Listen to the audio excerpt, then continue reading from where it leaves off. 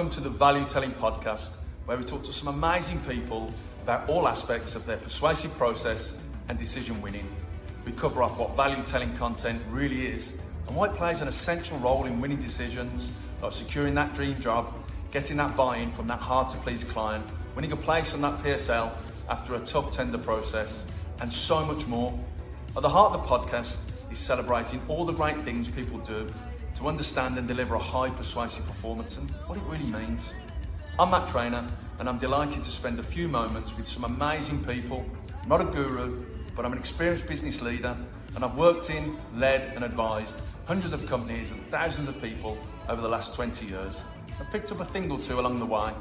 I've seen the good, the bad and the ugly, and I'm ready to share. If you value some thought-provoking culture, insightful science, inspirational snippets on all things decision winning, you're in the right place.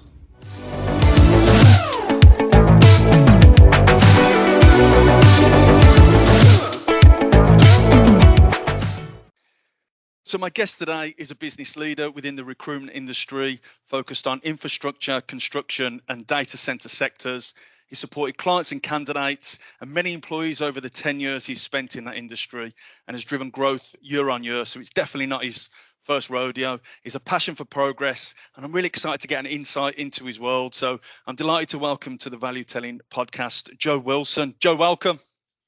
Thanks, Matt. Very nice introduction. You're very welcome. All true, of course. I know you've spent almost your entire career, a lifetime in the recruitment industry, which is pretty fast paced. It's quite competitive. It's very salesy. So to jump straight in, tell me, what does high persuasive performance mean to you? Yeah, thanks, Matt. Really interesting term. Yeah, obviously you've used here. I think for me, I sort of come back to the word value. Really, I think persuasiveness is a skill. I think you have to be a little bit careful with how far you push persuasiveness as well. But for me, everything comes back to value and how useful is something. And when you talk about the ideas and obviously the stuff we're going to get talking about today, I think everything comes back to quality for me. How, do the best you can do and everything you can do. And obviously it will lead to, good outputs and good results. Yeah, great. Great analogy. So tell me a little bit more about that, because I know that what's close to your heart is quality and customer service. So just give us an insight as to how you go about ensuring you deliver a high quality, high value service. Yeah, I've always had high expectations of everything I do. I've competed in sport for most of my life. Played a number of different sports quite competitively as well. And naturally, when you do that, you don't let yourself get away with anything softly. So you always put everything you can into it. So, whether that be something I do individually or whether that be something I do as part of a team or in leadership as well, I always have very high expectations of myself and of other people. So I think it's about setting the expectations, making that very clear from the start and trying to bring people along that journey with you who share those expectations. And, in leadership, it's about having a vision and working towards that. And I think in the position I'm in now, I'm quite lucky to be in a business that shares that as well. And, you're trying to bring people through and share your experiences to sort of inspire other people. But really, for me, it's just down to doing the best you can do in everything that you do. Love that.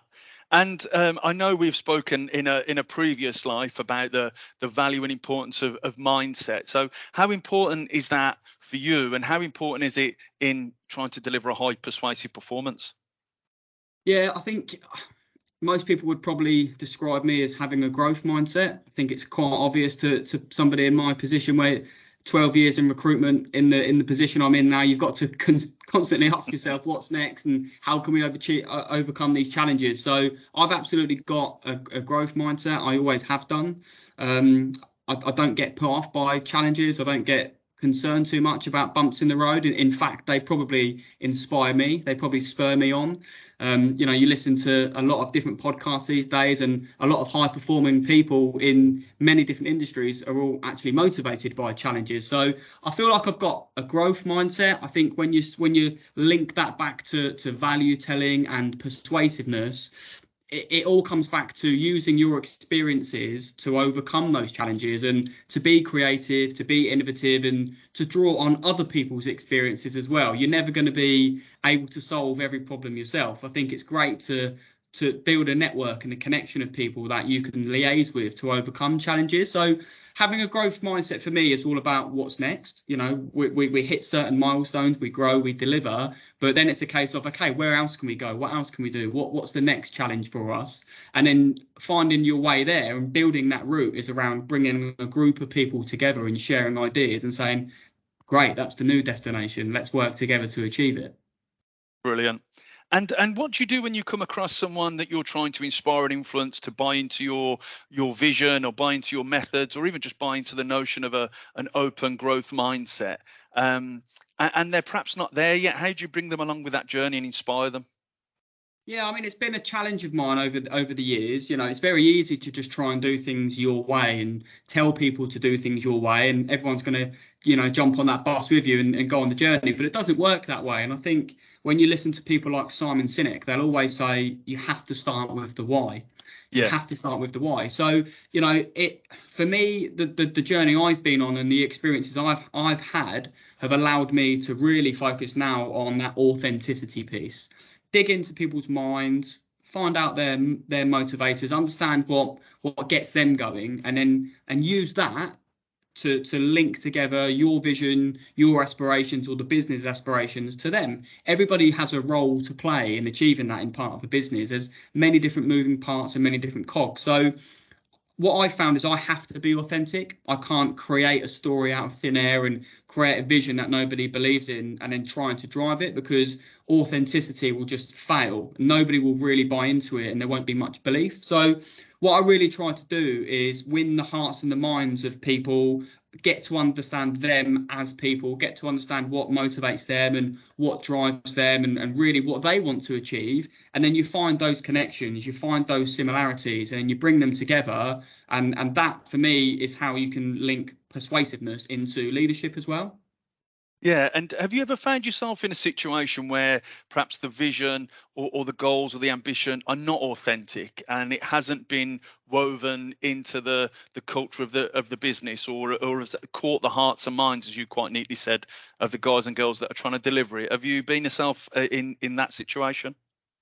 I have actually, yeah, from a business perspective, but also from an individual perspective, you know. And I've been on a developmental journey myself over the last 12 years of working in recruitment. And, you know, you start off by being a very hungry, money motivated individual. And, you know, probably can't speak for everybody here, but I've grown into somebody that cares more about others now. And, you know, I'm excited and motivated in my career to develop the next batch of leaders in our business. And actually what I've learned through that period is it's not all about an individual, and it's not all about just me. So I think I've been in positions before where I've been trying to lead a group of people to a particular vision, and that could be of myself or that could be of a previous business. But even in my own experience, when it's not coming from my heart, it's very easy to just go straight over the heads of other people because they know I'm talking absolute nonsense. They know me deep down. They know what I get motivated about. They know what I enjoy. And when I'm talking to them and asking them to go on a journey with me that doesn't link back to anything that I truly believe in, it just falls on deaf ears. And you can understand why. So authenticity is one of those leadership traits I think is really important. And the more authentic you can be, and the more you can talk about your own vision and your own values and actually continually link your decisions back to those, then you'll have more people that naturally just gravitate towards you and say, do you know what, I'd like to be a part of that person's team and I'd like to go on that journey with them. Yeah, that's really insightful. And do you think that extends further than just leadership and getting your team to inspire and buy into you and the vision, and extend to other stakeholders that you're trying to inspire and influence, perhaps like clients or candidates in your space? Absolutely. You know, recruitment is a very competitive landscape, as you well know. Isn't it just? Yeah. A lot of agencies now will have very similar databases or very similar tools to reach out to find candidates. And often now it's a case of, you know, clients will work with people who they've got relationships with, and as will candidates. And it's still very volatile and it's still very competitive. So, you know, we had an experience last week with a client where they've reached out to two of their agencies on a supply chain. We were one of them, luckily, and another agency also. And they said, we're not going to transact our business in the same way anymore. You know, we're going to turn off the PSL. We're going to reach out to clients on an ad hoc basis on customers, i.e. their recruitment supply chain, and we're going to use the ones that we know based on loyalty and relationship. So even in that sort of example, it goes to show how a client, i.e. the people who pay our bills, are still making their own decisions based on their own ability to persuade each other to say, this is the service we would like. We also had an experience internally recently where we're putting a bid together for a framework, and we haven't got a huge bid team. We're a smaller business. We've got 50 staff, but we've got an amazing marketing team who have supported us in writing a bid for this campaign. And initially they didn't buy into it. They didn't buy into why we were targeting this business, and it fell slightly outside of our core disciplines. And actually, we had to almost inspire them internally to say, this is a really well thought out project we're bidding for. It's local, it's amazing customer service because it's a client we know we can do a great job with. It's going to drive a huge amount of social value in our community, and we know that we can do a good job with the candidate pool. So we actually almost had to use our own internal persuasiveness to talk to our own internal stakeholders to say, let's work on this project together and do our best job. I think that's fascinating, because something that's close to my heart, when I talk to a lot of clients and just friends and family and colleagues, I talk about what sort of decisions are you looking to win, what scenarios you're in where you need to influence, inspire and persuade people. And we just naturally default to clients, but you quite neatly put that there's a whole range of stakeholders, and some of them are internal, your colleagues, the people in your team, your leadership team that may be above yourself or others. So yeah, it's fascinating and great to hear that the spread of who you're trying to inspire and influence is much broader than clients.